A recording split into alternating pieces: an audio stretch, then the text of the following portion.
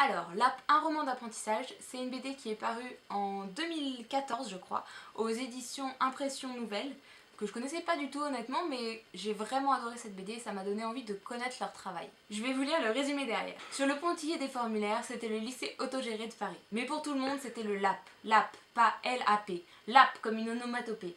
LAP, le bout de la langue fait un petit bout sur le long du palais, puis les lèvres s'unissent pour exhaler un soupir. L'ap, c'est le dernier son qu'on entend avant de se faire engloutir. Donc Aurélia Aurita, c'est une auteure qui a décidé de passer un an au LAP, le lycée autogéré de Paris, pour voir un peu comment ça marche. En fait, le LAP, c'est un lycée de pédagogie alternative où il n'y a pas de hiérarchie, il n'y a pas d'administration. Les élèves et les profs sont tous ensemble pour gérer le lycée main dans la main. Par exemple, la cantine, c'est les élèves qui vont compter les gens qui vont manger à midi, ils vont aller faire les courses en fonction du budget qui sera préétabli avant, ils vont cuisiner, et ensuite le service se fera à table comme en famille quasiment, chacun ira se servir.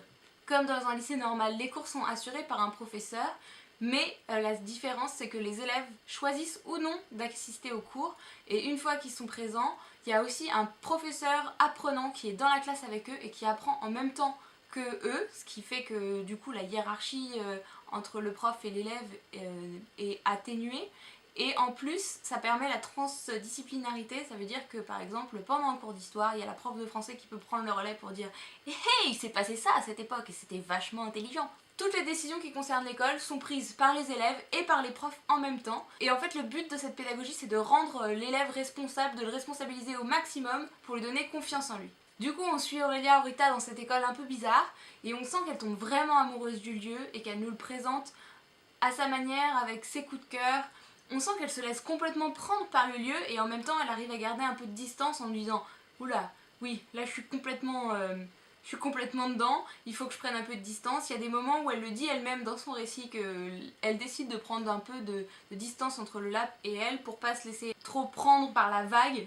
Elle nous explique les cours, les relations entre les profs, les élèves, le fonctionnement de l'établissement, la pédagogie. Et on assiste même à une fête des 30 ans du LAP où il y a des anciens élèves qui viennent, qui se présentent et qui parlent de leur parcours et de ce qu'ils sont devenus après le LAP. Donc ça c'est le tome 1 d'une trilogie dont la suite devrait paraître en 2015, donc à la rentrée normalement. Le tome 2 et pour le tome 3 je sais pas. Mais normalement c'est pour bientôt, ça devrait suivre soit l'année d'après, soit dans le courant de l'année 2015-2016. Personnellement c'est une BD qui m'a particulièrement touchée parce que j'ai fait une partie de ma scolarité dans un lycée de pédagogie alternative et la pédagogie Waldorf-Steiner, et j'ai retrouvé un peu de l'ambiance que je connaissais dans mon lycée et ça m'a fait vraiment chaud au cœur. Les dessins c'est du noir et blanc, c'est très expressif et plein de mouvements. J'avoue que en fait j'y connais rien du tout en dessin, donc tout ce que je peux vous dire c'est que j'aime bien. Si vous voulez en savoir plus, je vais vous mettre l'interview de l'auteur par le site Mademoiselle dans la barre d'infos.